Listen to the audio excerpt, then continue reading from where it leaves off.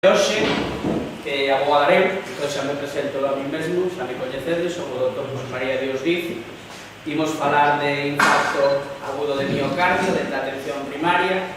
Eu creo que a charla tal e como se plantexou inicialmente era con esa coletilla en atención primaria, que sería no rural que se pode facer, ou estamos nunha gran aglomeración, ou estamos nun sitio onde en un momento determinado unha persoa sinto un dolor ou vemos que está mala por calquer motivo, entonces que podemos facer antes de ponernos nerviosos, porque o primeiro, como veremos, estar tranquilos nunha situación tan dramática como é un infarto, como é un derrame que lle poda estar producindo a calquer persoa, ou estas situacións fulminantes que se non actuamos no primeiro momento pues vai haber problema. Entón, o enfoque este de en atención primaria é importante porque, bueno, o tratamento do infarto dos números xa depende de aparataxe, xa depende de medicinas, xa depende de outras historias que non veñen agora o conto do que vamos a falar hoxe. Como sempre, antes de empezar, pues, bueno, agradecer ao Concello que podamos seguir facendo estas charlas, agradecer ao Centro Social pues, toda esta dinámica que sempre acaba salindo ben, que sempre nos poñemos moi nerviosos antes de que isto este operativo. Agradecer ao Centro de Saúde, os compañeros que están aquí con nos hoxe, a Disbismur, como sabedes, sempre nos dá o detalle, non temos hoxe a Ponte do Ruso, porque xa teño unha, non vou a coleccionar Pontes do Ruso, entonces é un detalle co San Cosmeiro, que creo que é moi bonito, seguro que me vai a gustar ao final cando me entregan de mesmo. A Asociación Cultural Terra de Outes, como sabedes, e a Xerencia de Xestión Integrada, que é a que nos dá o visto bom para que isto se poda realizar. Como sempre, en estas charlas, o máis importante casi é o coloquio ao final, cando podemos contar cada un as vivencias que temos. Si durante a charla vedes que vos cansades ou que tedes que preguntar algo porque non o entendedes, de todas formas, xa procurei algunhas das palabras máis complexas, poñer o significado ao lado para que sepamos todos o que falamos, porque hai moito que se parece, é dicir, o ángor, a angina, o infarto, a isquemia, a insuficiencia cardíaca, son termos moi parecidos, pero, bueno, tratarei de que todos os conceptos pois se podan ir entendendo, e se algo non se entende, xa sabedes, non tedes máis que preguntar. Ben, empezamos dicindo que o corazón é un músculo, iso é algo importante. Como todo músculo, ten que estar irrigado para que funcione. O termo ese de infarto agudo de miocardio, abreviado, o vamos a ter así casi en toda a charla, pois é o ataque ao corazón, que chamamos, o ataque cardíaco, ou ben infarto, simplemente. Cando falamos de infarto, pode haber tamén infarto cerebral, pero casi sempre que falamos de infarto nos referimos a un ataque cardíaco. Ben, pois fai referencia a un fluxo sanguíneo insuficiente, e o vemos, nunha parte do corazón con dano na zoa muscular, producido por unha obstrucción nunha das arterias coronarias, que as vemos, frecuentemente pola ruptura dunha placa de ateroma vulnerable. Despois veremos o que é isto. Son conceptos, como vos digo, a veces parecidos, pero a veces, como están explicados, pues sabremos ben de que falamos. Aquí temos un corazón, aquí temos as arterias coronarias, aí temos a placa de ateroma. Isto é como unha cañería. Esa cañería se obstruye e a parte do corazón que queda sin vascularización, esa parte morre, ese músculo non funciona. Dependendo desa extensión, pues veremos o que pode pasar. A isquemia, para distinguilo, sería a suministración deficiente de oxígeno, de acordo? Dichedes que antes era un problema de vascularización. O concepto de isquemia é a suministración deficiente de oxígeno que resulta de tal obstrucción.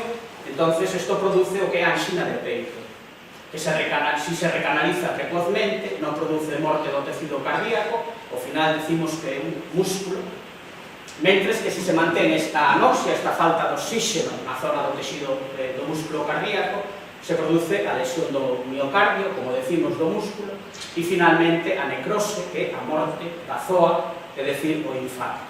E insisto, dependendo da extensión, aquí temos un corazón en disección, aquí vemos os ventrículos, aquí vemos as aurículas, vemos a vena pulmonar, bueno, as válvulas, Pois eso é o que sería un corazón aberto de través. Aquí o temos máis completo, pero ao final temos que ter moi en conta o que é o ventrículo esquerdo, o que é o ventrículo dereito, de acordo, porque eso se vai a producir moi frecuentemente o que se chama fibrilación ventricular, que despois o explicaremos e veremos o que pasa. Pero bueno, isto é un corazón, como vedes a disección, e deso do que vimos a falar. Cando a vascularización non se produce en algún destos lugares, se produce a necrose, porque non lle chega sangre, e pasa o que pasa. O infarto agudo de miocardio é a principal causa de morte en homes e mulleres en todo o mundo. A facilidade de producir arritmias, como vos comentaba, fundamentalmente a fibrilación ventricular, moita xente da que estades aquí estades tomando sintrón, os estades tomando por este problema, pola fibrilación ventricular. E a causa máis frecuente de morte no infarto agudo de miocardio nos primeiros minutos.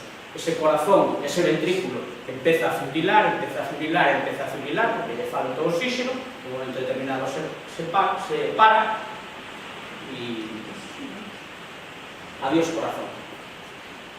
Decimos que é a causa máis frecuente de morte no infarto agudo de miocardio nos primeiros minutos, razón polo que existe a tendencia a colocar os desfibriladores en lugares públicos concurridos. Ahora está habendo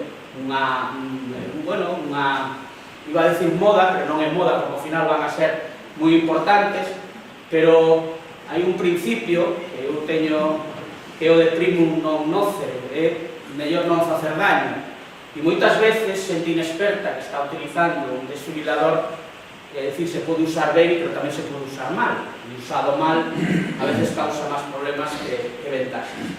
Pero bueno, habría moito que falar do tema dos desfibriladores en lugares públicos. Ben, aquí, como vedes, isto é, hoxe non temos a Ponte do Ruso, pero a temos aquí, e aí ben cerquiña. Ben, por que é importante isto que vos estou comentando? Unha persoa que se cae en un momento determinado, que ten un problema, que vemos que se agarra o peito, estamos nunha cafetería, estamos pasando pola calle, que pode pasar, en un sitio onde haya moita xente, pode pasar, porque hai moita xente, pero pode pasar en calquer momento, non? Ben, pois, persoas que viven soas en Galicia, hai 266.000. Parellas que non teñen fillos que conviven no fogar, 234.000. Un de cada 4 fogares de Galicia, de 1 millón de fogares que existen, está formado por unha sola persoa, o 25%, bueno, os fogares están formados por unha sola persoa.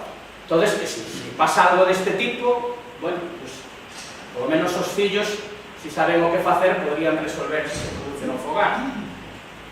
Aquí temos unha anatomía da irrigación do propio miocardio, que vos decía, as arterias coronarias, aí as vemos perfectamente, e esas son a causa. En un momento determinado se obstruye, que veremos por qué, e esa zoa morre. Pero hai cousas curiosas, aí se quedou cortado, bueno, os indios Tisimane é a tribu onde ninguén morre dun infarto, unha cousa moi curiosa, está estudiado, son un pouco da Amazona boliviana, son 16.000 persoas. Ben, pois manteñen un estilo de vida seminómada, do que cazan, do que... Ben, pois estos indios Tisimane, ninguén en esa tribu de 16.000 persoas morreu nunca dun infarto. Están sendo estudiados, o porqué, e todas estas cousas, probablemente despois de introducida a civilización empecen a morrer algúns de infarto, pero hasta agora ninguén morreu de infarto nesa tribu. No Val de Unzá é o pobo que non envellece, se lle chama, non sabemos por qué. Esta xente vive, moita xente deste val vive ata 120 anos. Pois ben, imaginade chegar aos 85 anos de idade, están estudiados, non quere dicir que non estou inventando eu, chegar hasta os 85 anos e non aparentar máis que 45. Está nas montañas do Himalaya, lá na Cachemira, no norte da India, e foi chamado Oasis da Xuventude. Son 30.000 habitantes. Pois esta xente, moitísimos deles, viven 110, 115, 120 anos. É dicir, que algo tendrá que ver, non sei, a propia civilización, a propia evolución, o que comemos, o que respiramos, algo tendrá que ver para que haya povos como estes dous que vos poño aquí, que lles pasan estas situacións. Importante, cada ano no Estado español 70.000 persoas sufren un infarto ou unha anxina de peito e o 30% delas morre antes de chegar ao hospital. En Galicia nos corresponden 4.021 persoas van a sufrir un infarto, 1.200 van a morrer. E en Outes, 10 persoas van a ter un infarto ao largo de un ano e 3 delas van a morrer. Tema importante que se conseguimos que estos 3 sexan 2 ou sexa 1 ou ningún, pois sería estupendo. Pero esa é a realidade. O 30% dos que sufren o infarto van a morrer. Entón é importante saber o porqué e, sobre todo, ao final veremos o que facer. Os principais riscos que predispoñen a un infarto son a arteriosclerosis. Ben outras enfermedades das coronarias, aquí temos unha coronaria onde se está acumulando unha placa de aterón, que despois explicaremos como. Aí se produce a obstrucción, aquí a vemos, e a zoa do corazón, do músculo cardíaco, que se queda sin sangue. Pois ben, isto, dentro dos riscos, os antecedentes de ter xa angina de peito, ou ben ter un infarto anterior, ou trastornos do ritmo cardíaco, así como a idade é importante, nos homes, nos maiores de 40 anos, e nas mulleres por encima dos 50 anos.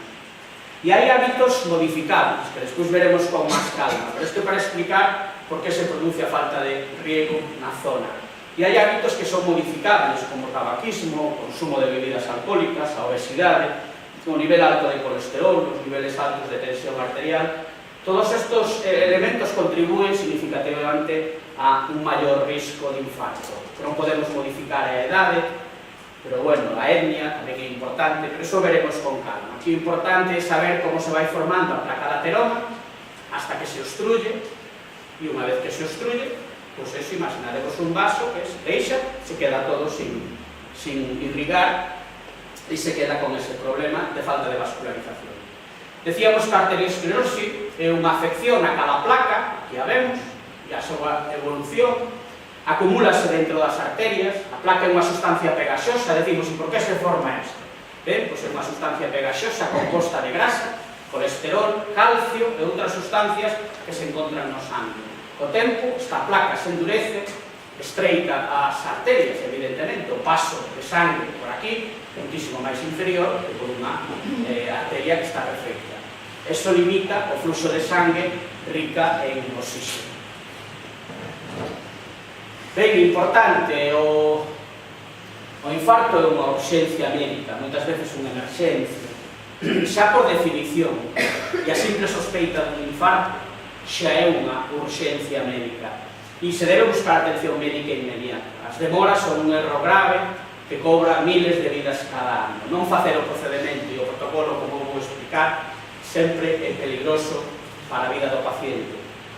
O pronóstico vital dun paciente con infarto depende da extensión do mesmo, non é o mismo un infarto destas características, porque se obstruiu aí ao final a arteria, que un infarto destas características, que un infarto masivo, onde está ocupado todo o ventrículo pola falta de sangue. Ese ventrículo falla e adiós corazón. O pronóstico vital dun paciente con infarto depende da extensión do mesmo, é dicir, a cantidade de músculo cardíaco perdido como consecuencia da falta de irrigación sanguínea e a rapidez da atención recibida. Temos isto que é fundamental, o 061, o 112, como veredes dentro do protocolo. O primeiro é pedir axuda. De acordo? Antes de facer nada co paciente é pedir axuda. E a axuda se pide, evidentemente, a que nos poda, en ese momento, segundo onde estemos, axudar, chamando o 061 ou o 112, que é o teléfono de emerxencias. Aquí vemos a xente do 112. Moi ben. É a causa máis frecuente, pero non a única, de morte súbita cardíaca mediante as chamadas arritmias. O cadro é o dun paro cardíaco, persoa que desvanece. Con todo, na maior parte dos casos hai actividade eléctrica todavía no corazón. Por eso se pode revertir con un desfibrilador. Podemos, en caso de que haya parada, podremos recuperar o paciente en algúns casos. Evidentemente, o desfibrilador en primaria o temos no centro de saúde. Desto que estamos falando non é que lle dé un infarto no centro de saúde, como vos dixo, na cafetería ou pola calle ou que sexa, e pode revertirse cunha desfibrilación precoz. Aquí temos a mortalidade intrahospitalaria tras un infarto agudo do miocardio. Mirade que Galicia está dentro de menor que a media, é dicir, aquí se a media está en 7,31, a mortalidade intrahospitalaria, é dicir, ese paciente que recuperamos ou que é capaz de chegar ao hospital, na zona de Galicia e na zona do Estado español, na zona centro, excepto ali o norte e todo o sur, estamos por debaixo da media desa mortalidade intrahospitalaria que sucede no Estado español. Iso é bo, e a verdade é que temos un servicio de cardioloxía moi competente con uns protocolos moi eficientes. Ben, as confusións que vos decía, o infarto agudo de miocardio e a insuficiencia cardíaca non son termos sinónimos.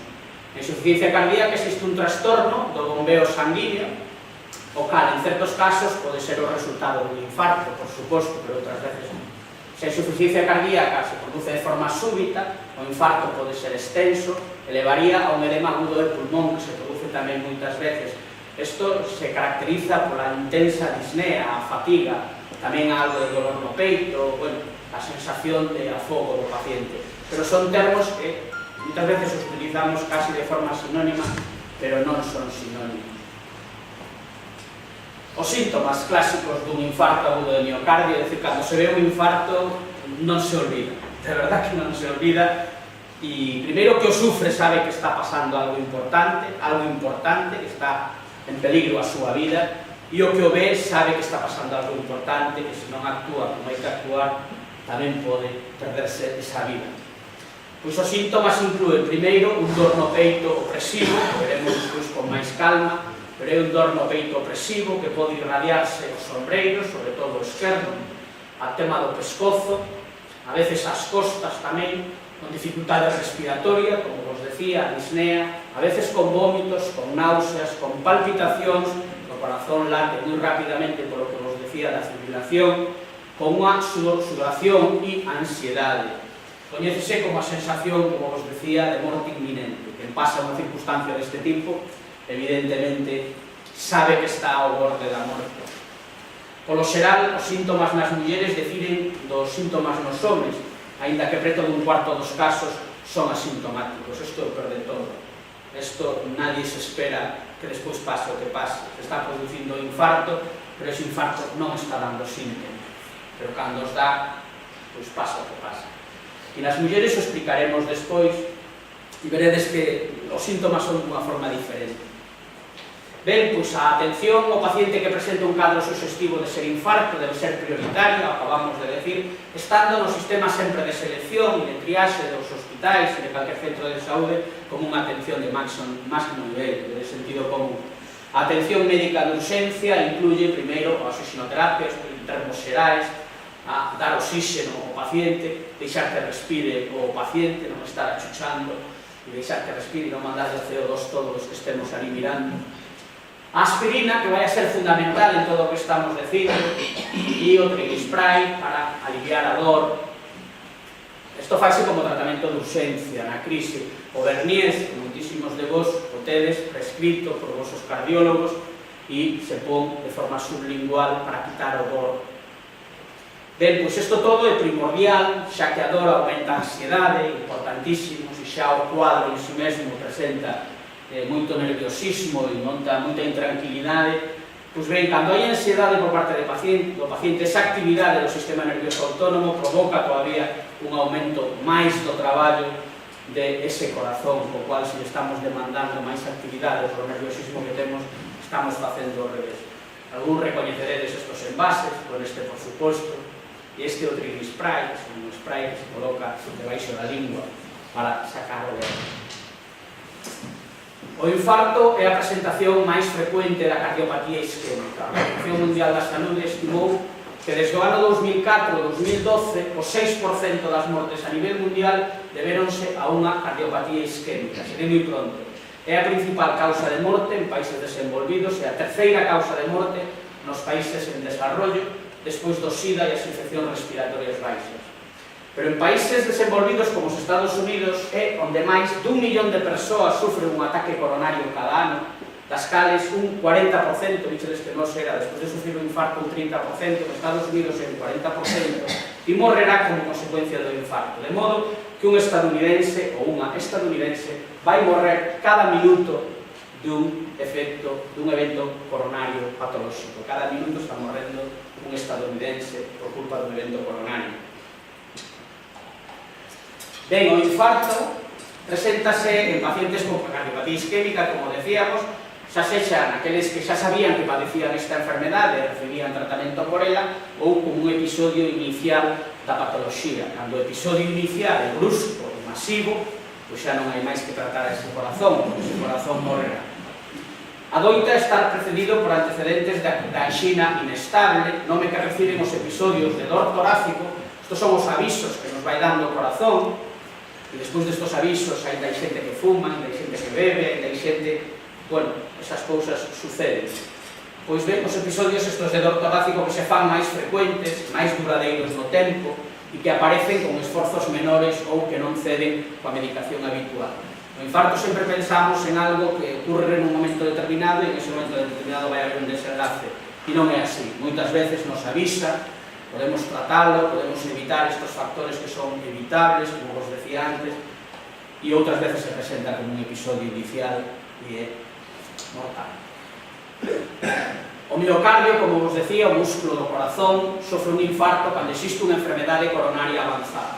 En xeral, o temos, volvemos a explicar o tema, porque isto é importante, porque isto é o que nos explica o por que se está producindo un infarto. E como podemos evitar, evidentemente, estas placas que son ao final as que provocan este desenlace tan fatal.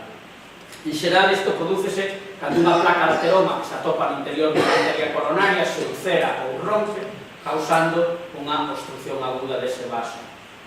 A coroa de vasos sanguíneos, o que vos explicaba antes, que levan oxígeno e nutrientes ao propio músculo cardíaco, as arterias coronarias, poden desenvolver placas de ateroma, o que compromete en maior ou menor grado o fluxo sanguíneo, os nutrientes e o propio corazón, con efectos que van, como vos decía, desde a anxina de peito, que son os avisos que nos vai dando o corazón, cando a interrupción do fluxo do sangue ao corazón é temporal, ou ben un infarto agudo de miocardio cando é permanente e irreversible.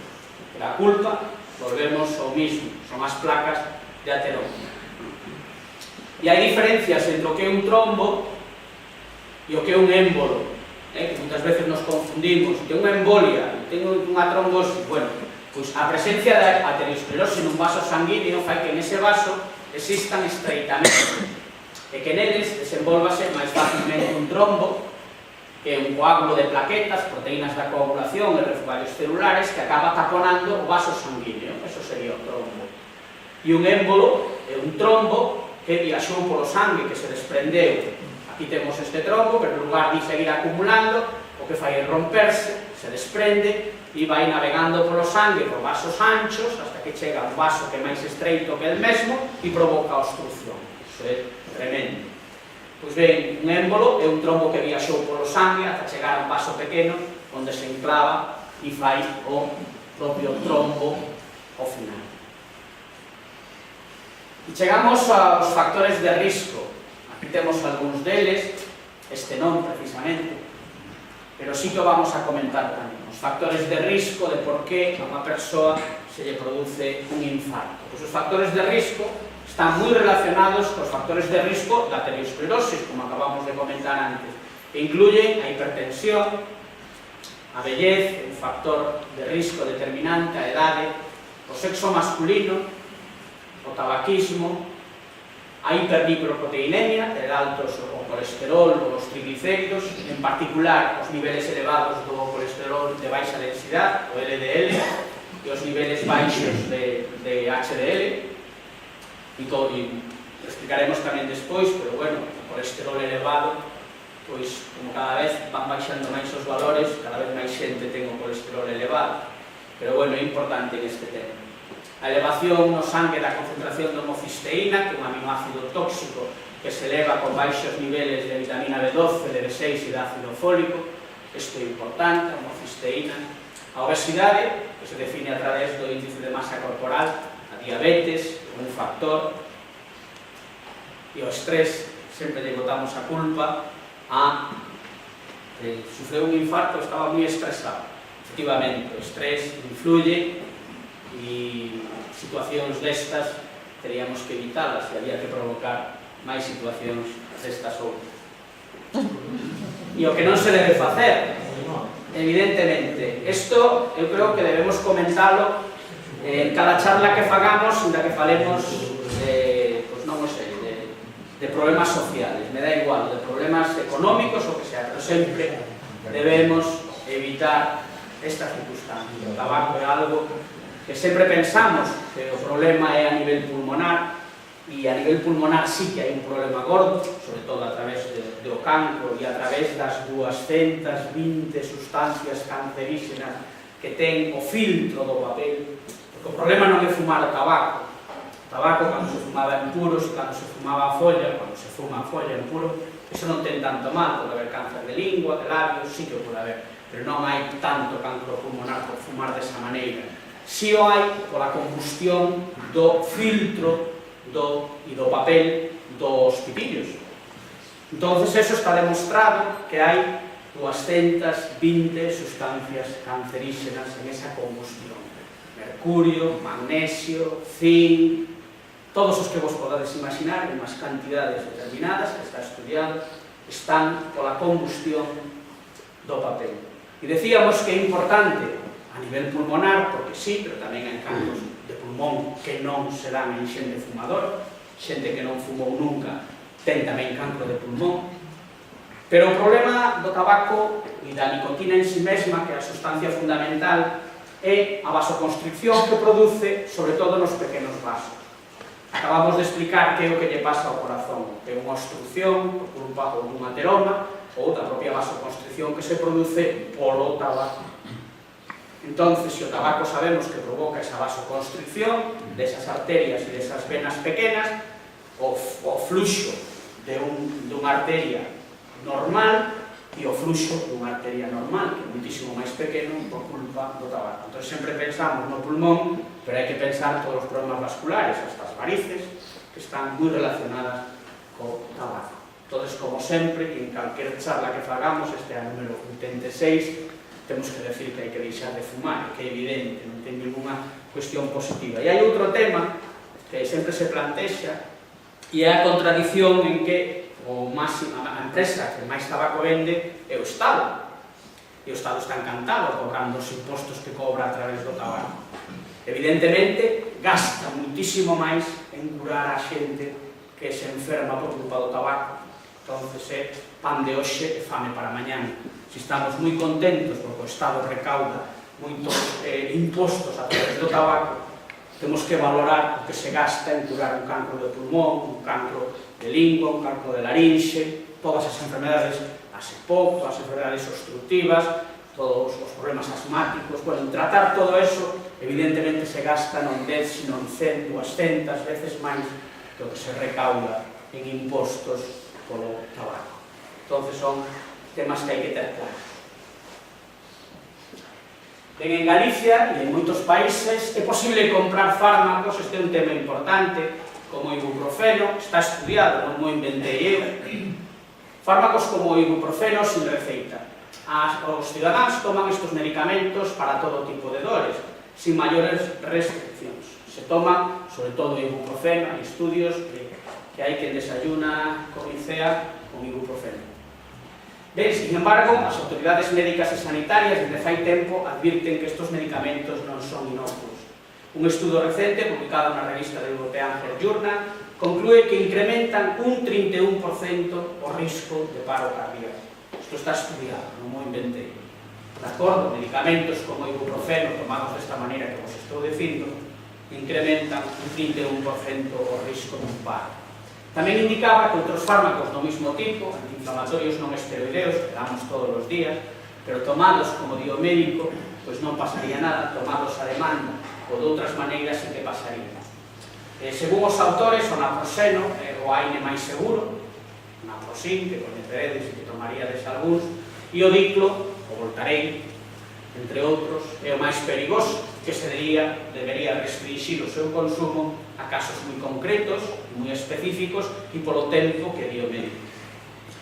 Xa que temos outros fármacos con efectos similares moito máis seguros. Cuidado, a polifarmacia. Pero deso xa falamos. Ben, e aí non todo é malo, evidentemente, hai factores de protección, aquí temos un sí e aquí temos un non, de acordo?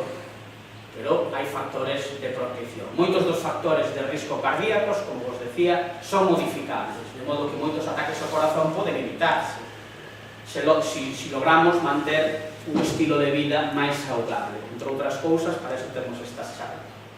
A actividade física, por exemplo, asóciase con riscos máis baixos. Por suposto, algúns dos factores de risco non poden modificarse. A idade, o sexo, poño entre interrogantes, porque o sexo sí que se pode modificar actualmente, os antecedentes familiares e outros factores de predisposición xenéticos, a etnia na que un nace, etc. Eso non se pode modificar. Pero hai outros factores que sí que podemos modificalos e que están na nosa mano. Ben, pois aproximadamente a metade dos pacientes con infarto presentan síntomas de advertencia antes do incidente. Como vos decía antes, o infarto sí que pode ser fulminante, evidentemente. Sí que pode ser fulminante, evidentemente, pero tamén hai avisos para que non se produzca ese desenlace tan fatal. A aparición dos síntomas dun infarto ocorre polo xeral de xeito gradual no transcurso de varios minutos e de cando en vez ocorre de xeito instantáneo, aí pouco hai que facer. Calquer número de síntomas compatibles cunha repentina interrupción do fluxo sanguíneo ao corazón agrupase dentro do que se chama un síndrome coronario agudo. Moita xente vai á cardioloxía e ven con este diagnóstico de síndrome coronario agudo. Bueno, pois moitas veces os avisos que nos está dando o noso corpo para ter cuidado ca obesidade infantil, un problema gordísimo. Decir, outra cousa que tiña que facer a administración inmediatamente era prohibir as máquinas de bollería nos institutos e nos centros de onde hai rapaces. Ningún rapaz que teña €1, €2 pode ir e comprarse isto que temos aquí, estar tomando estas historias.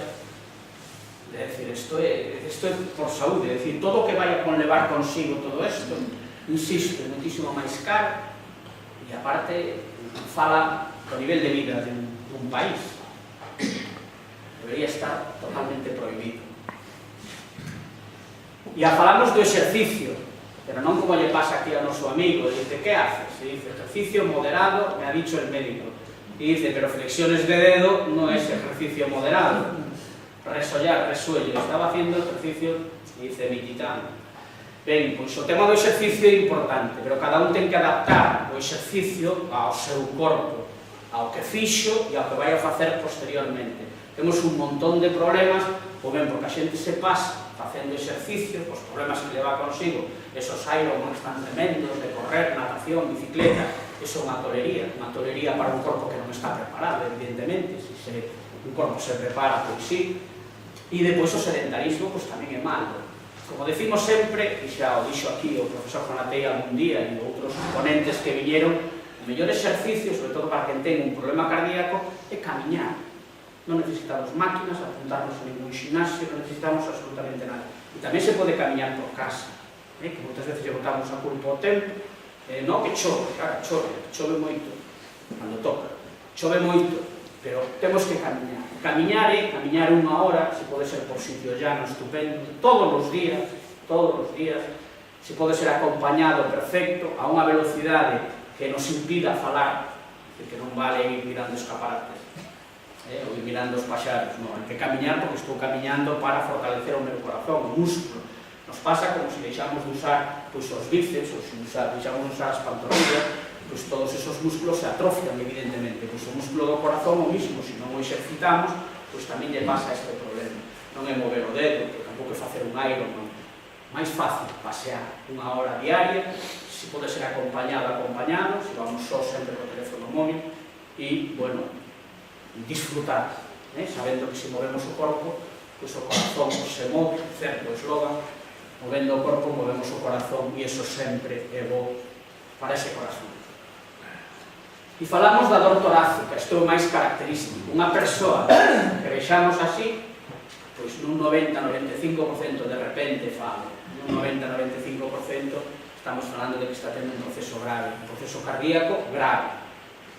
A dor torácica repentina, importante, é o síntoma máis frecuente dun infarto.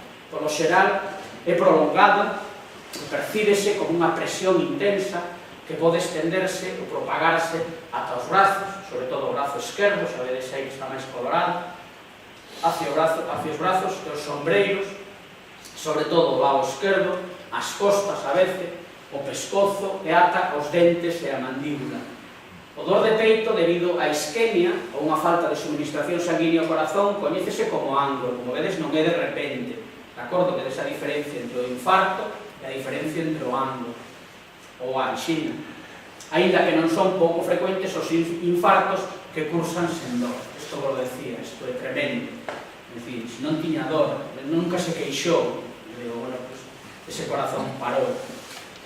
Ou con dores atípicas que non coinciden co aquí describimos o máis frecuente, pero hai cousas diferentes que se salen. Como sabedes, en medicina nunca 2 e 2 son 4, a veces hasta son 22. Por iso dice que a diagnose é sempre clínica, importante, electrocardiográfica, importante, se temos electros en todos os centros de saúde, en todos os PACs, sabemos que un electro se está habendo un ángulo, se está habendo un infarto que nos está avisando, e con probas de laboratorio que eso non o temos no centro de saúde de forma rápida, debería haberlo, pero non o hai, e iso se habría que facer a confirmación cas probas de laboratorio no hospital. Xa que só estes tres elementos xuntos permitirán realizar unha diagnose precisa. Os tres datos teremos un 100% de garantía que ese enfermo está tendo un infarto.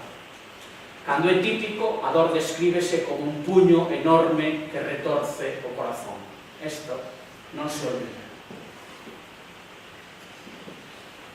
Temos outra escena, a dor torácica da anxina, é cando é prolongada no tempo e non responde á administración dos medicamentos cos que antes se aliviaba. Por exemplo, a nitroglicerina sublingual.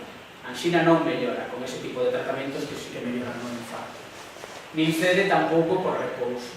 A dor ás veces percíbese de forma distinta ou non segue ningún patrón fixo, sobre todo nas persoas anciás, nas persoas con diabetes. O explicamos, Nos infartos que afectan a cara inferior ou diafragmática do corazón, pode tamén percibirse como unha dor prolongada na parte superior do abdomen que o individuo podería erróneamente atribuir a indigestión ou acidez. E é certo, moitas veces, os problemas empezan a nivel abdominal cando que se está producindo un infarto importante no corazón.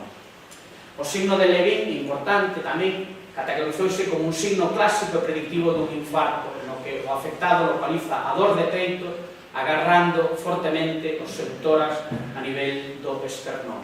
Este é o signo deste señor que foi o que lle puxo nome e o aceptaron.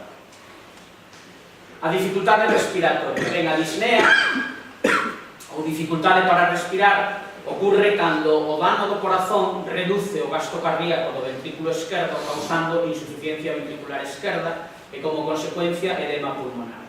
Outros signos incluyen unha sudación tremendísima, debilidade generalizada, mareo, nun 10% dos casos é o único síntoma. Tamén podemos confundir, xa vedes, nun 10% do caso un paciente que se marea. Bueno, pues resulta que estaba sufrindo un infarto.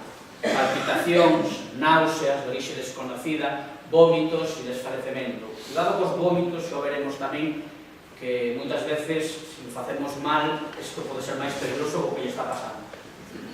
É probable que a aparición destes últimos síntomas sexa consecuencia dunha liberación masiva de catecolaminas do sistema nervioso simpático, isto está explicado, unha resposta natural á dor e ás anormalidades hemodinámicas que resultan da disfunción cardíaca. Isto xa é máis especializado. E signos graves. Aquí temos a mortalidade, o que vos decía antes, a mortalidade tras un infarto agudo de miocardio. Temos que a Comunidade Valenciana está moi por encima, no 8,5, debe ser polas fallas, pero son os que máis mortalidade teñen por infarto. Nos estamos aquí abaixo, os decía que estábamos por debaixo da media, estamos no 7,1. Comunidade Valenciana, Andalucía, Extremadura, bueno, por debaixo temos Castilla e León, Madrid, bueno, nos estamos aquí, estamos moi ben situados pola atención, eu creo, a nivel hospitalario, que é moi correcta aquí en Santiago e en Galicia en xeral. Temos signos graves, aparte dos que xa describimos, que xa lle chegan, pero ainda os signos máis graves incluen a perda de coñecemento, este paciente que se nos cae, non tuvo tempo a botar a man ao peito, simplemente se cae e dice, bueno, e agora que pasa aquí? Debido a unha inadecuada perfusión cerebral, un shock que pode haber, que se quede sin sangue a zona, por lo que estamos explicando, e ata morte súbita. Evidentemente, en esos casos, non temos nada que facer, pero xa puxemos antes que o proceso do infarto moitas veces nos dá tempo a moitas cousas se o facemos ben. E polo xeral debido a unha fibrilación ventricular, ese ventrículo, como vos decía, que fibrila, que late moitísimo máis rápido do que debería later e acaba provocando a parada. E vos decía antes o tema das mulleres, é importante porque nas mulleres tenden a experimentar síntomas marcadamente distintos nos dos homes. Veíamos a edade xa, que se dá máis tarde na edade, nos homes, e os síntomas máis comuns nas mulleres son a disnea, que é esa dificultad respiratoria, a debilidade, a fatiga e ata somnolencia. Como vedes, non se parecen en nada a ese dor precordial que botamos a man no peito, non se parece, son, sí, característico, pero, é dicir, disnea, dificultad respiratoria en un momento determinado. Debilidade, fatiga e ata somnolencia, os cales manifestanse ata un mes antes da aparición clínica do infarto. E, como vedes, son síntomas moi inespecíficos que poden corresponder con un montón de patologías, ¿no? Pero así está descrito. Nas mulleres, a dor de peito pode ser menos predictivo dunha isquemia coronaria que nos homes.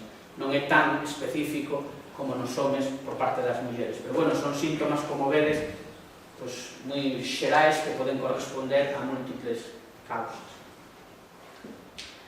E temos outro problema, que hai moitos infartos sin dor.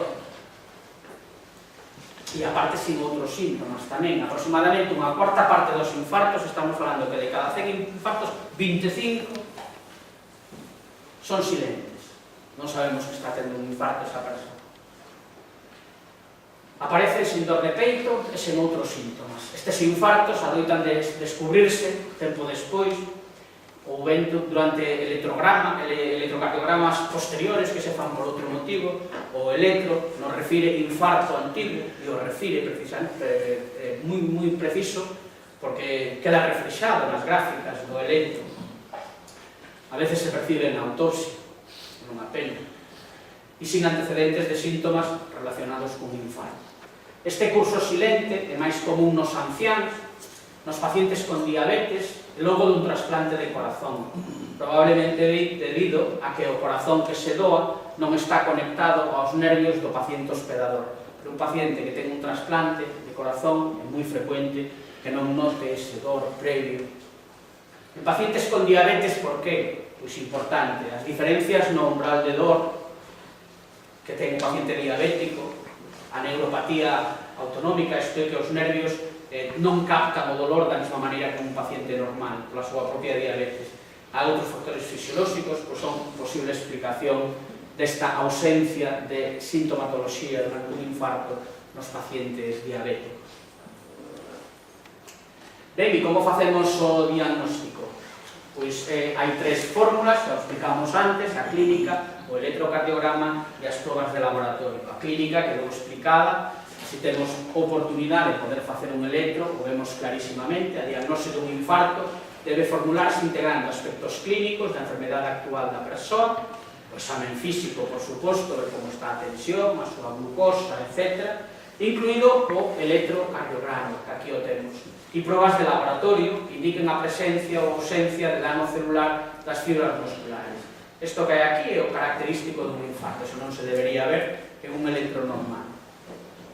O que debe facer o clínico, ante a presencia dunha dor precordial, polas súas características e pola súa duración, é propoñer a diagnóstico de infarto con suficiente premura para despois poder facer as probas para facer o diagnose de confirmación.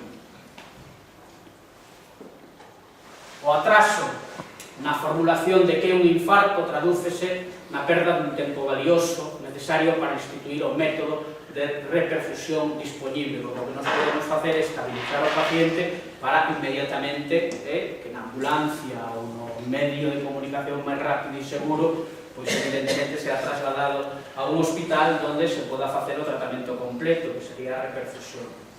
Coa idea de recuperar a maior extensión de miocardio, xa que, como ben sabido, existe unha relación inversa entre o tempo transcurrido para iniciar o procedimento e a cantidade de músculo salvado. Podemos falar do 061, o 112, e non como lle pasaba a San Jorge, que estaba loitando contra un servicio de atención al cliente donde lle decía, marque asterisco. Entonces hai que procurar que esas chamadas sean rápidas. E que criterios temos? Aquí os temos, 1, 2 e 3, isto sería a forma de confirmar que un paciente está tendo un infarto. Os criterios da OMS son os que se usan a diagnóstico. Un paciente recibe a diagnóstico probable de infarto se presenta 2 dos 3 seguintes criterios. E a diagnóstico será definitiva cando presenta os 3. O primeiro é unha historia clínica de dor de peito isquémico que dure por máis de 30 minutos. Isto xa nos ten que poñer en antecedentes. Se isto se xunta cos cambios electrocardiográficos nunha serie de trazos, aquí temos un electro normal e aquí temos un electro que ten un desnivel do ST, que é o que está provocando, que nos manifesta que ese paciente está sufrindo un infarto. Temos a historia, temos os cambios no electro e temos o incremento ou a caída, como os decía antes, nos biomarcadores e a creatininquinasa tipo MB e a troponina. Estos son dous marcadores que tú os pides ao chegar ao hospital. Se tes algunha dúbida con respecto á clínica ou con respecto ao electro, pedindo os biomarcadores, se isto aparece alterado, sabemos que si os 3 criterios que ten un infarto o paciente. Como vedes, o diagnóstico é fácil de facer cando vai polo libro, de acordo? Pero xa dixemos moitas das características que non van polo libro. Estos 3 criterios que acabamos de falar, que formula a OMS, foron xa definidos no ano 2000 para dar predominio aos marcadores cardíacos. De acordo coas novas disposicións, un aumento da troponina cardíaca acompañada de síntomas típicos de ondas Q patolóxicas e no electro, de elevación ou depresión do segmento ST, que sería eso, aí tamén os vemos, ou de intervención coronaria é suficiente para diagnosticar un infarto. Entonces, insisto no tema de que o diagnóstico é fácil de facer. Ben, o tratamento. Primeiro decir, e volver a recalcar, que un ataque ao corazón é unha urxencia médica, por non decir unha emerxencia médica, polo que demanda atención inmediata. Os obxectivos principales na fase aguda é salvar a maior cantidade posible de miocardio e prevenir as complicacións adicionais. Cando antes actuemos, menos corazón se vai a ver afectado por esa falta de vascularización. A medida que pasa o tempo, o risco de dano ao músculo cardíaco aumenta, por lo que calquer tempo que se perda é texido que se queda, que xa se perdeu, o texido muscular. Ao experimentar síntomas dun infarto, é preferible pedir axuda e buscar atención médica inmediata. Non é recomendable intentar conducirse un mesmo ata un hospital. Se podemos, que nos leve.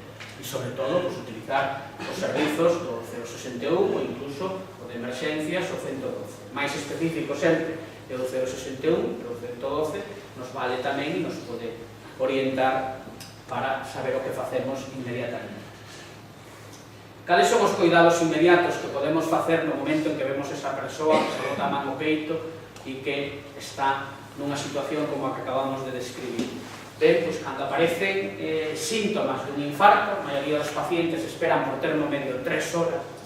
Isto está estudiado, non o invento eu. Desde que aparecen os síntomas, estos que vos estou falando, hasta que o paciente entra no hospital, suelen pasar 3 horas de media. Quere decir que pasan 4, 5, 6, outros van en unha e outros van en media. Pero a media son 3 horas desde que aparecen os síntomas hasta que o paciente é tratado no hospital. No canto de proceder do xeito recomendado que vamos a ver agora. E debemos facer unha chamada de auxilio de inmediato, é mellor pasarse o auxilio e quedarse corto e non facer nada en ese sentido, intentar resolver o problema polos nosos medios só. Pois unha resposta inmediata pode prevenir danos sostidos ao corazón. Tempo perdido e músculo perdido. A frase dos cardiólogos que ten moito sentido. Certas posicións permiten que o doente descanse, minimizando a dificultade respiratoria. O pondremos na posición medio sentado, os xeoños dobrados. Isto é o que din os libros, sempre aproveitando sobre o costado esquerdo, evitando as secrecións do posible vómito.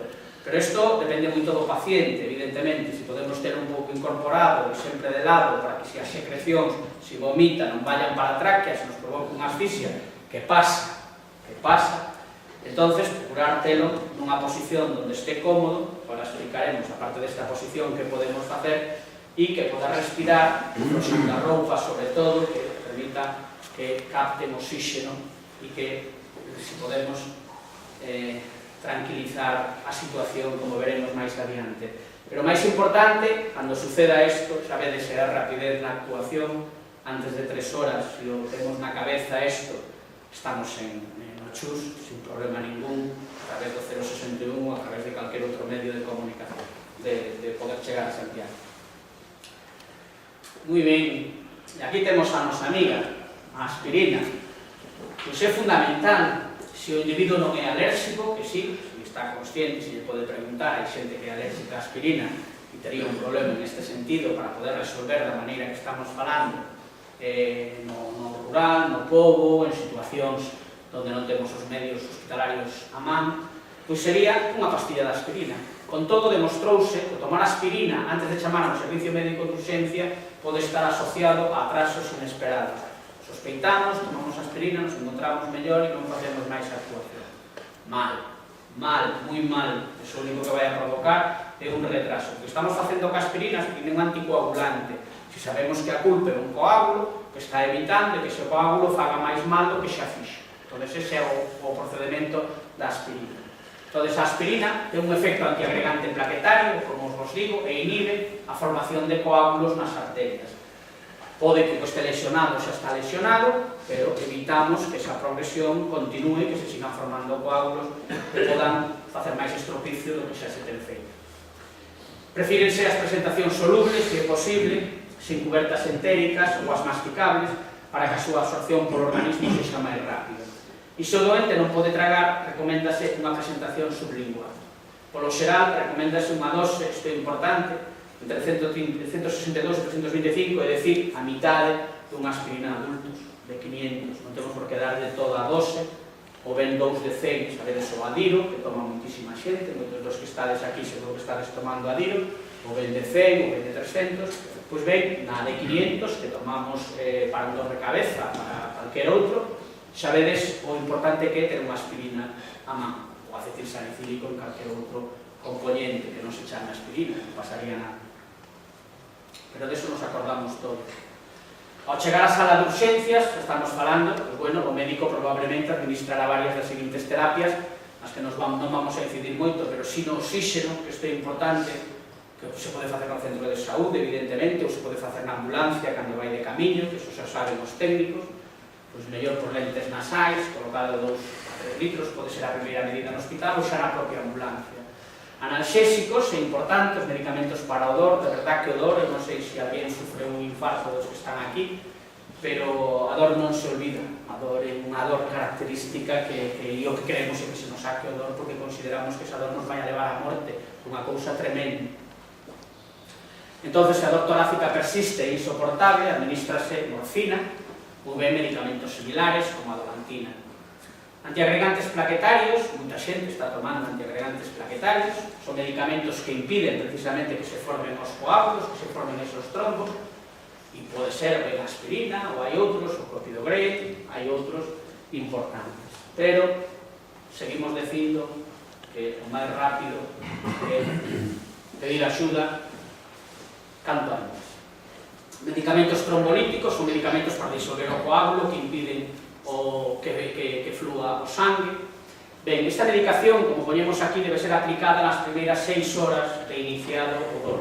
Daqui a importancia dunha atención rápida. Tamén decir que agora no servicio de urxencias, no hospital, no clínico, hai un protocolo xa onde previamente a entrar no clínico se avisa de que vai entrar un paciente con un infarto, tamén hai a unidade de ictus, que vai entrar un paciente con ictus, con un derrame. Entón, hai un dispositivo especial, non vai un polo servicio de urxencias normal, vai a un departamento especial onde xa están os especialistas esperando polo paciente. Pero unha idea que funciona moi ben precisamente para evitar esa morte intrahospitalaria e poder resolver estes casos con máis fluidez. Os trombolíticos só poden administrarse, bueno, en UCI, pero bueno, ahora hai equipos de urxencias móviles, hai fibrinóxeno, se pode xa iniciar en outros de forma extrahospitalaria. Pero bueno, quedémonos co que temos, que xe é bastante. Os derivados de nitroglicerina, estos actúan diminuindo o traballo do corazón e así as súas necesidades de oxígeno. Isto moita xente está tomando ou poñendo os parches de nitroglicerina. Moitos dos que estades aquí estades con este tipo de tratamento. Os betabloqueantes e os nitratos, estos actúan bloqueando moitos efectos da adrenalina no corpo. Bueno, a cuestión é que hai que tomar unha serie de pastillas, pero isto xa superada a fase de crise. Que non facer?